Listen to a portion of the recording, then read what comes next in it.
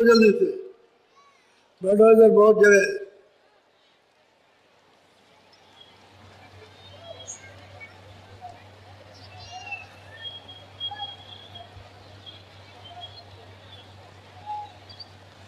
इनको सड़क पे मत बैठने देना।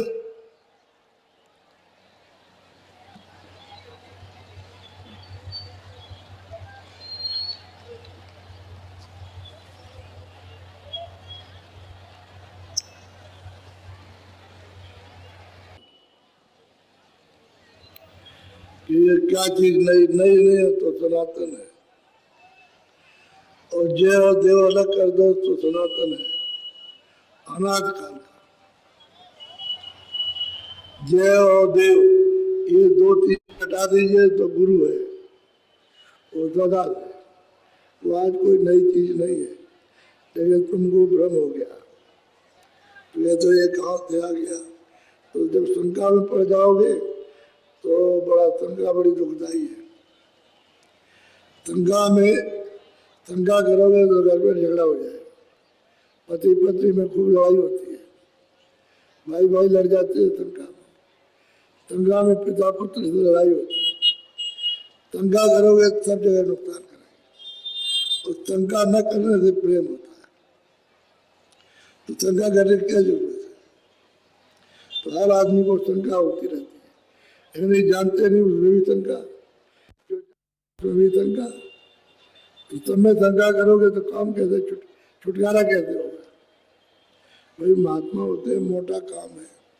भाई जो आता है वो सीधा रास्ता जीवन के लिए देखेगा कि भाई ये सीधा रास्ता है तो चले जाएगा, तो वो रास्ता जारी करेगा कि आपके उससे कि जो चाहोगे वो करोगे, तो कैसे घर जा सकोगे। शंका मत करो। जय गुरुदेव कोई हमारा नाम तो है नहीं, हमने तो आपसे कभी नहीं कहा कि हमारा नाम है, ये उस मालिक का नाम है, उस प्रभु का। तो सब लोग बहुत प्यार से बोलो जय गुरुदेव, जय गुरुदेव, जय गुरुदेव। नाम किसका।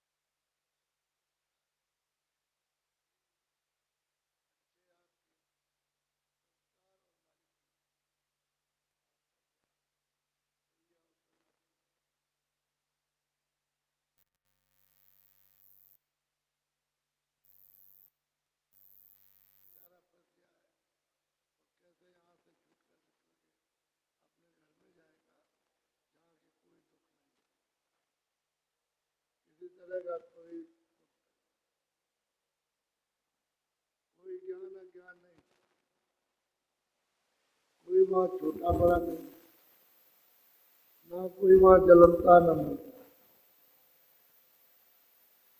ना इस तरह की भाषा है जो आप बोलते हैं, किसी देश की भाषा वो नहीं। वो तो शुद्ध सत्या अमृत का सागर। वहां अरबों वर्षों तक खरबों वर्षों तक रहो और फीता लेके प्रवाहित करो तो नहीं जान सकते हो कि कितना लंबा चौड़ा, ऊंचा और नीचा कितना। ऐसा आप सब सुरतों का, सब जीवात्माओं का देश है, और ये देश तो बहुत छोटा है। छोटा, सबसे छोटा यही देश है, इससे कुछ बड़ा और सबसे बड़ा जो है वैकुंठ है, और वैकुंठ से ऊपर बड़ा ईश्वर का लोक है। ये सबसे छोटा देश। अब इस देश में ला करके आप डाले गए, तो यहाँ और कुछ नहीं है, वहां स्वर्ग में कोई तकलीफ नहीं है। तब उस आनंद विलास में जो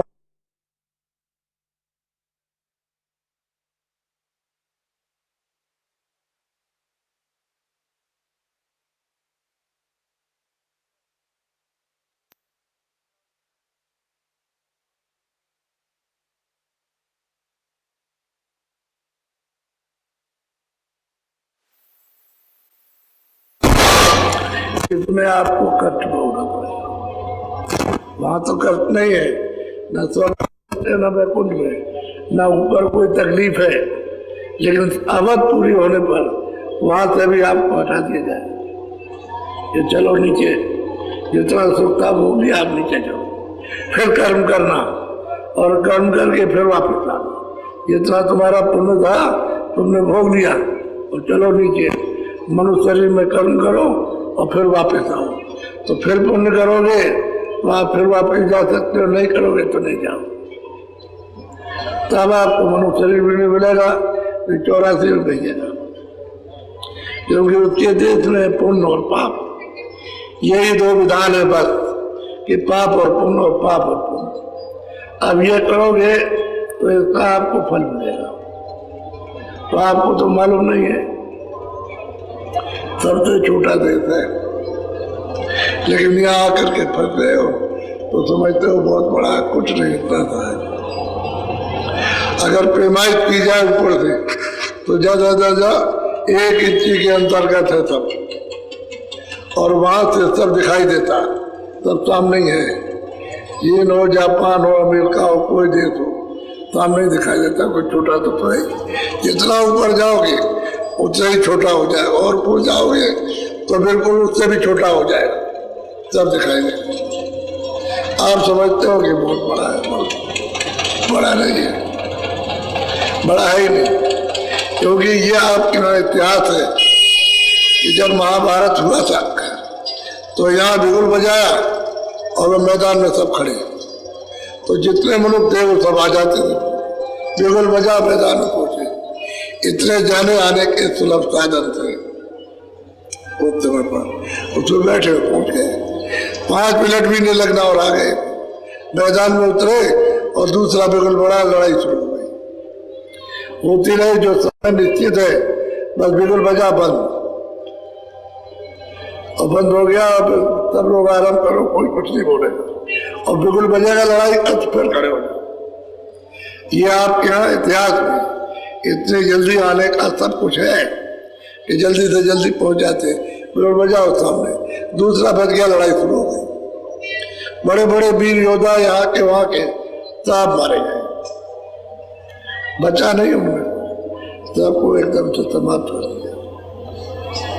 फिर जो आप रह गए तो वहां ले जा करके वहां द्वारका के पास में इकट्ठा किया और वहां सबको खत्म करा दिया।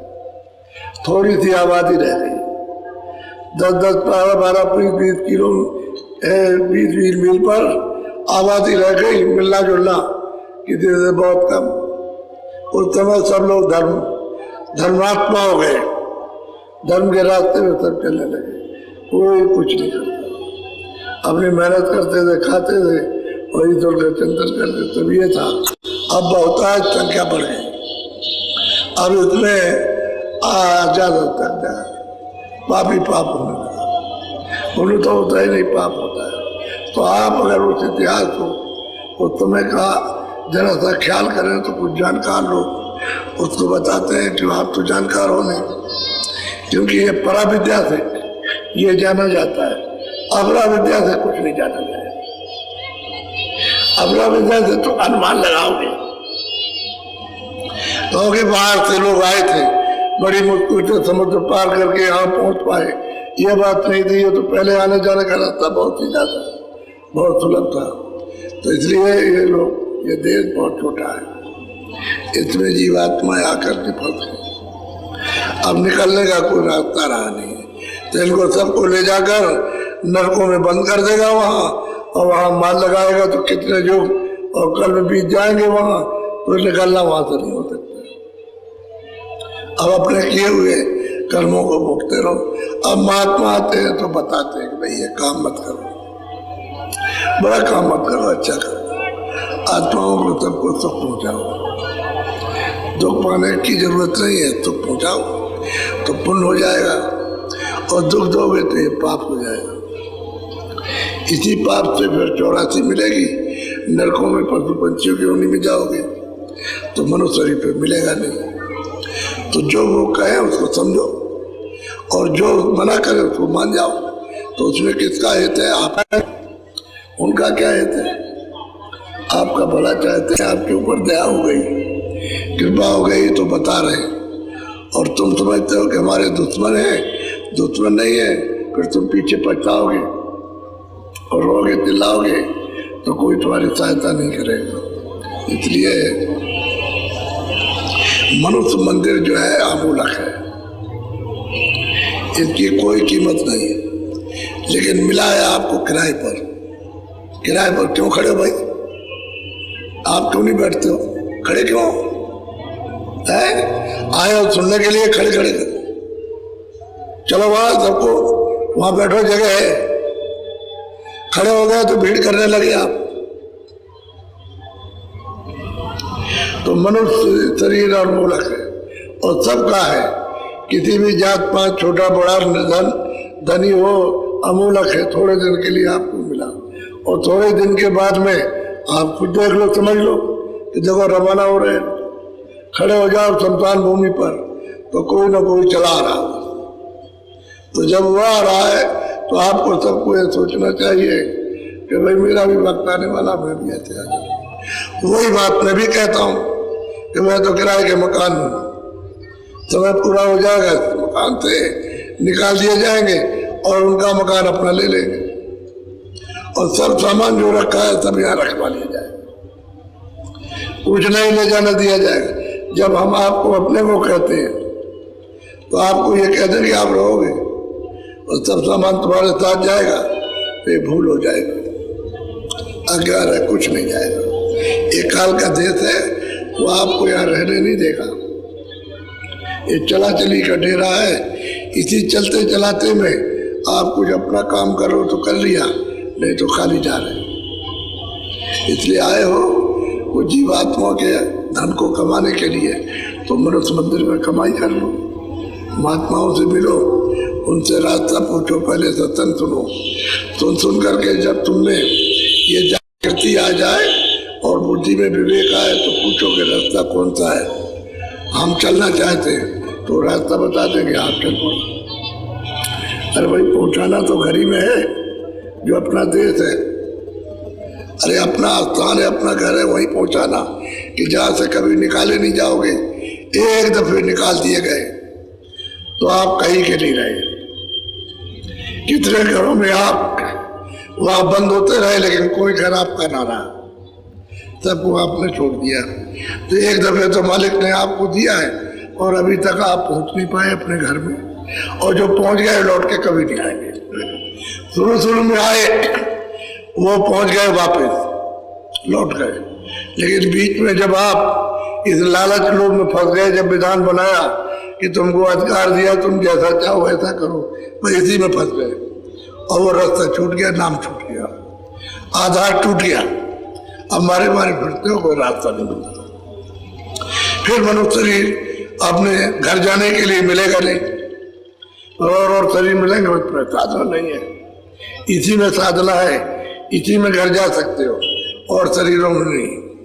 उस शरीरों में कोई ज्ञान नहीं, उसमें भोग होनी है। तो ऐसा मत करो कि मनुष्य शरीर को बर्बाद कर दो जा रहे हो।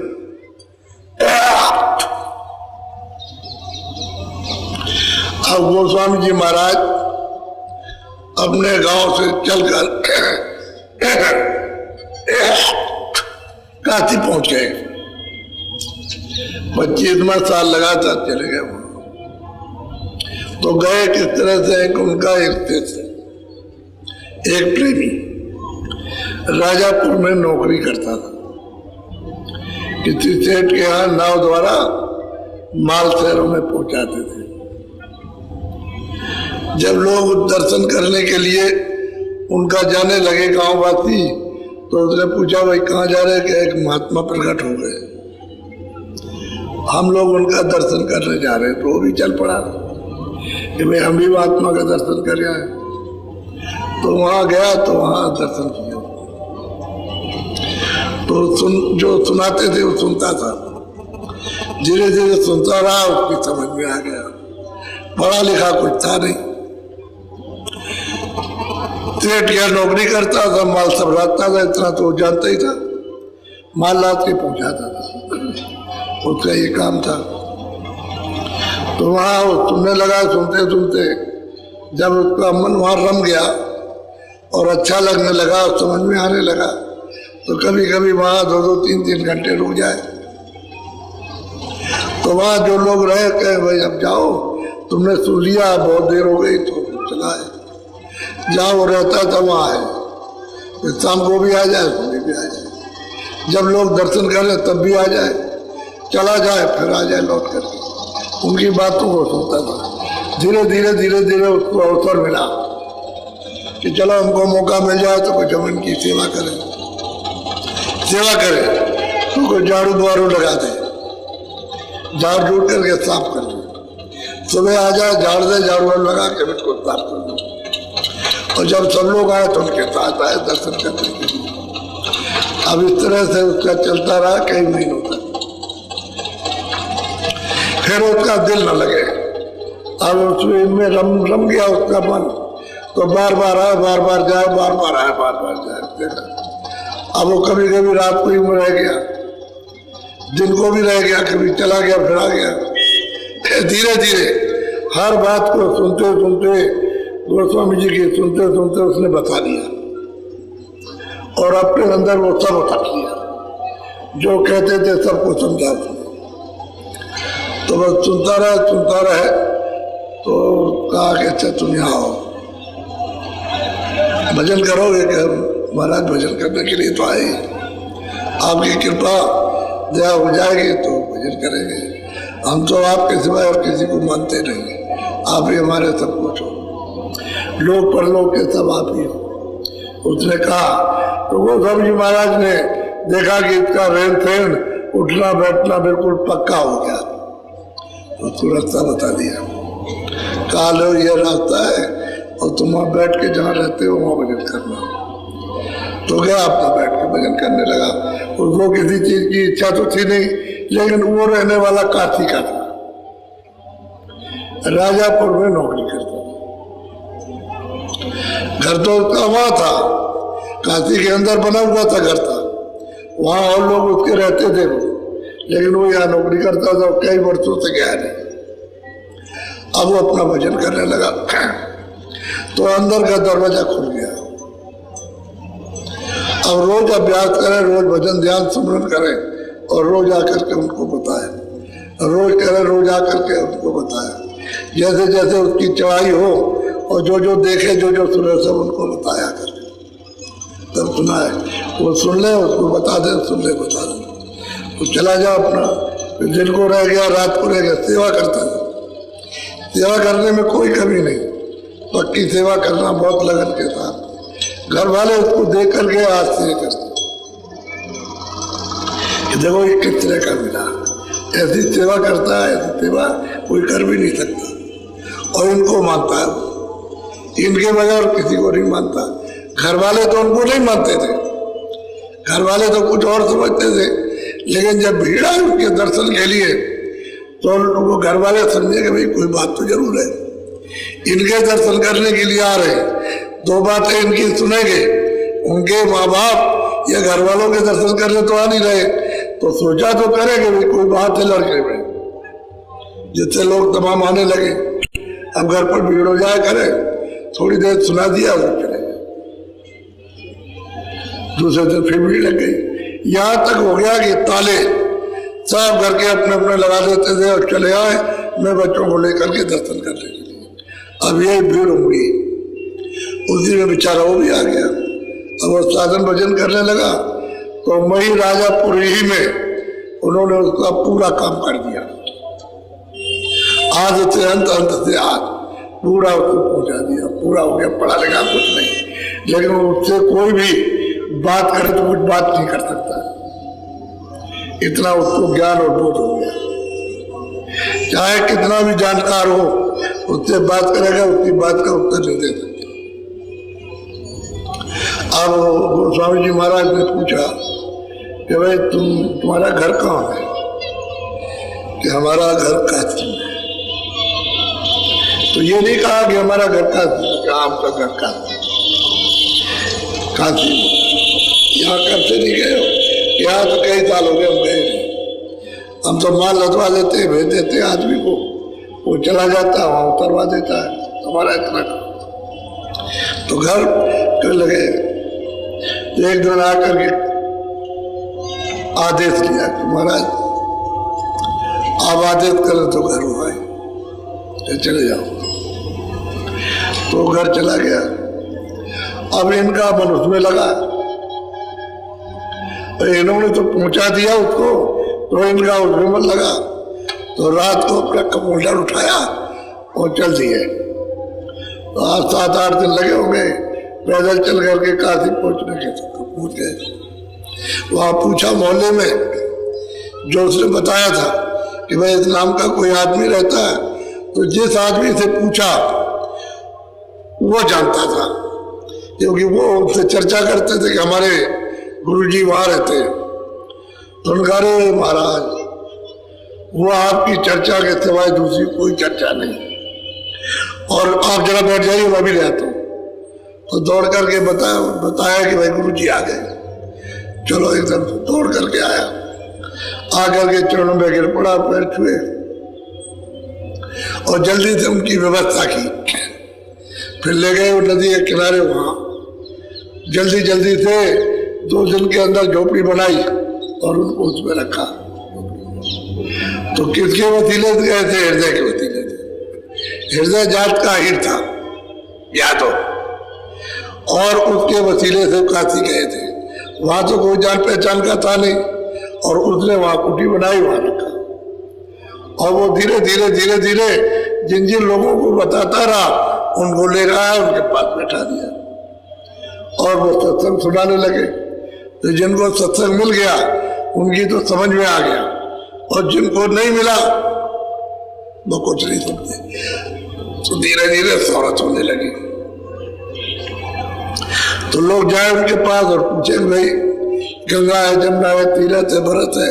अरे भाई तीरथ और गंगा जमुना तो अंतर में है, यहाँ नहीं है, मृतलोक में नहीं है, वो तुम्हारे अंदर में। वहां चलो तो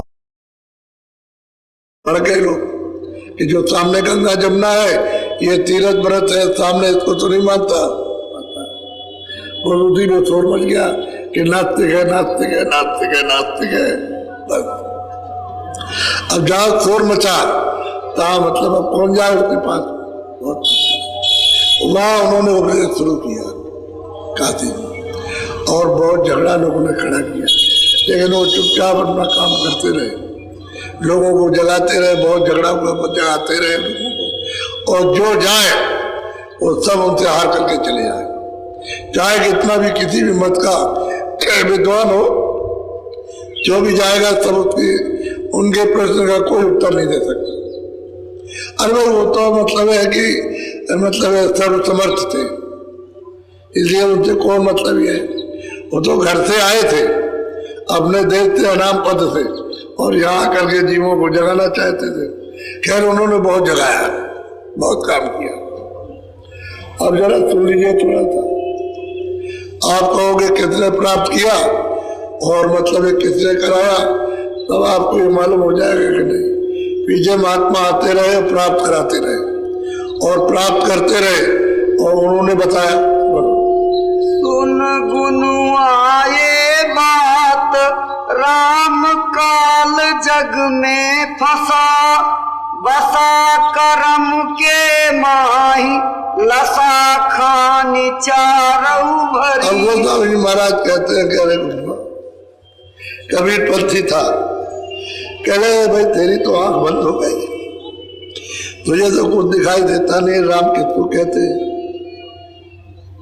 कैसे देखेगा? तू तो बाहर ढूंढता है कि जंगलों में राम होंगे या नदी के किनारे होंगे, कहीं पहाड़ पर होंगे। अरे भाई राम तो अंदर में, वो तेरे पास दरवाजा है, तो तेरी आंख तो बंद हो गई, कोई महात्मा तो तुझको मिले नहीं, अब यह है कि जो महात्मा मिले थे तो उन्होंने काम किया और करके जीवों का चले गए। अब तो कोई महात्मा है नहीं जो बताए, बहुत विधि से समझाया। एक उन्नत बंदा है, अंदर में कुछ सूझता नहीं, कुछ दिखाई नहीं देता है। महात्मा मिलेंगे तभी तेरी आंख खुलेगी, तब तुझको दिखाई देगा, तब तेरी समझ में आएगा कि राम क्या है, तब समझ में आएगा कि कृष्ण क्या है, तब तेरी समझ में आएगा ब्रह्मा विष्णु महादेव क्या है। और जब तक तेरी आंख बंद रहेगी तब तक मैं कुछ भी समझाऊं तो तेरी समझ में कुछ नहीं आएगा। समझाते तो पंडित सबके लिए, कौन ऐसा आगे जो नहीं समझाए। एक पंडित जी कथा कर रहे थे तो उन्होंने कहा कि देखो ब्रह्मा की विष्णु की और मतलब शिव जी की पूजा किया करो। और तो कथा में सुना रहे थे तो एक आदमी आया सुनने के लिए, तो चुप रहा, कुछ बोला नहीं। जब उनके पंडित जी चलने लगे तो आगे बढ़ के गया कि महाराज आपने ब्रह्मा को विष्णु को देखा है? कह लगे हमने तो नहीं देखा। तो कहेगा फिर क्या सुना रहे हो? जब आपने देखा नहीं है तो आप क्या सुना रहे हो कि ब्रह्मा है विष्णु ऐसे हुए, उसकी पूजा करना, उसकी आराधना करना। तो कैसे आराधना करेंगे जब उसको आपने देखा ही नहीं? तो देखने की आराधना होती है, देखने की सेवा होती है, और जिसको देखा नहीं उसके लिए क्या करें। तो पंडित चक्कर में पड़ गए कि बात तो सच्ची है, कि कह रहा है वो तो सच कह रहा, हमने तो देखा नहीं राम को कि राम कहते। तो सुना है किताबों में लिखा है कि राम थे, राम आए थे। तो यही बात तो कहते हैं, अरे गुरुआ तूने कुछ देखा नहीं, तू आया तो जरूर स्थान पर। और कहते हैं कि हम कबीर पंथी, अरे कबीर ने तो ये नहीं लिखा कि तुम अंधे रहना, किसी के पास जाना जो तुम्हारी आंख खोले, और जब तुम राम को देखो तब तो कहोगे कि भाई राम है। तुमने देखा नहीं, वैसे राम का परिचय कैसे दे रहे हो? बड़े प्यार से उसको समझा रहे हैं, लेकिन वो भी जिज्ञासा में आया था, जानने के लिए आया था कि हमको भी कुछ मिल जाए। बोलो। हे स्वामी सत सत तुम भाखी, समझ परा बूझी सब साखी। अब वो गुनवा कहता है स्वामी जो आपने वर्णन किया है वो सब सत्य है। अब हमारी समझ में आया कि जब तक ये महापुरुष नहीं मिलेंगे तब तक हमको कुछ नहीं मिल सकता। आपने सच सच कहा, अब पता चला है कि हाँ है। कोई मिलेगा तभी आँख खुलेगी, नहीं मिलेगा तो नहीं खुलेगी। बोलो। ये सब काल जाल कर लेखा, अपने मन में किया विवेका। वो देखता है कि भाई ये तो काल का जाल है, जिस काम को हम करते हैं काल जाल है, और इसी में हम फंसे पड़े हुए। हमने तो कुछ देखा नहीं कि भाई वो सत्य देश कहाँ है, वो सच्चा मालिक कहाँ है, किसने ये बनाया और किसने हमको भेजा है, तो उसने देखा नहीं है। अब उसने विचार विवेक अब उसका उठा कि भाई तो ये सच्ची बात है। बोलो। पुनि गुनुआ बोला असबानी, महू आप चरणन लपटानी। अब वो गुनुआ ने कहा कि स्वामी अब मेरी समझ में आया, मैं तो आपके चरणों का दास हूं, मैं इन चरणों को छोड़ के अब नहीं जा सकता। आप अपनी कृपा अपनी दया कीजिए, दया दृष्टि कीजिए, और हमको भी वो आपकी कृपा से मिल जाए, हमारी आँख खुले मिले, आपकी दया, हम आपको छोड़ेंगे नहीं। अब उसकी समझ में आया कि संसार तो ये भ्रमजाल है, धोखा है, कोई अपना नहीं नाम किसी के। अब वो सोच रहा है, वो बात सत्य है कि उन्होंने जो कुछ भी समझाया वो सत्य सत्य समझाया, उन्होंने कोई इधर उधर की बात नहीं की। और उससे पूछते कि तुम अंधे हो तो बताओ आँख कब खोलोगे? जब आँख नहीं खुलेगी तो राम नहीं दिखाई देगा, तो राम का अनुभव नहीं होगा। बोलो। चरण दास जानऊ मोहि चेरा, कृपा दृष्टि मोहितन है। अब वो गुरुआ कहता है कि स्वामी मुझे अपने चरणों का दास समझो, मैं पक्का आपका दास हूं, अपना सेवक समझिए, और मेरे ऊपर भी अनजान पर अनाड़ी पर अपनी दया दृष्टि कीजिए। जिसके मुझको पथ मिले, रास्ता मिले, पथ कहते रास्ते को, और रास्ते में चल करके हमारी आँख खुल जाए तो हम यहाँ से निकल चले, छूट जाए छुटकारे से। जिस बंधन में फंसे हुए हैं उससे छुटकारा हो जाए। आप कृपा मांग रहे हैं, दया दृष्टि। दया कीजिए, हम आपका दास हैं। बोलो। मैं पुनि रहूं चरण के लारा, जीव काज मम करो सुधार। अब कहते हैं कि मैं तो अब चरणों को छोड़ के जाता नहीं, आपके पास रहूंगा, और ये जीव है इसका आप अपनी कृपा से काज कीजिए, काम कर दीजिए, ये जहाँ से आया वहां पहुंचा दीजिए, मैं तो आपका हो गया। अब इस तरह से सुन करके और प्रार्थना अर्जी कर रहे हैं। अब उनका ये 25वां साल है।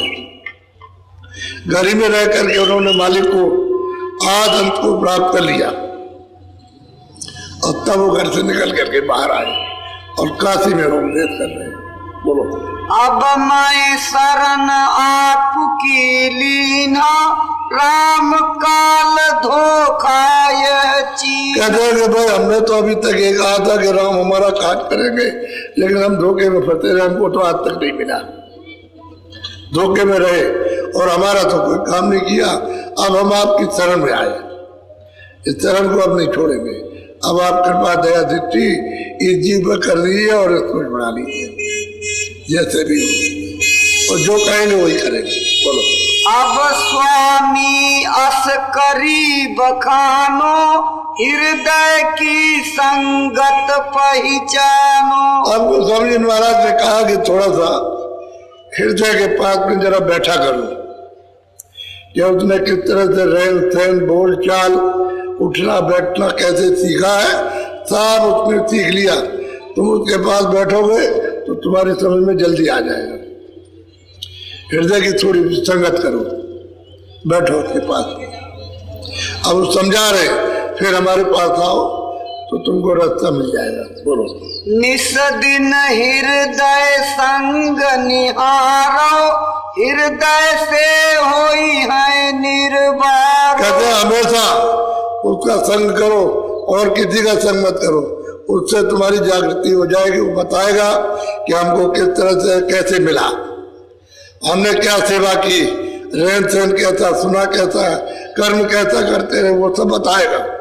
उसी तरह का तुम अपने आप को बन जाओ, तुमको देर फिर नहीं लगेगी, तुम एकदम पका करके तैयार हो जाओगे। बोलो।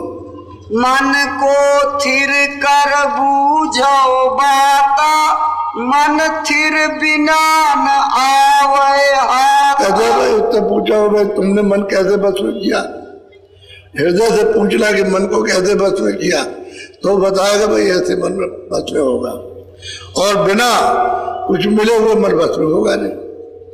उसको जब मिला तो उसका मन बस में हो गया, और मन को बस में करके सूरत का साथ दे गया, ऊपर जो रास्ता बताया उसको पकड़ के चले।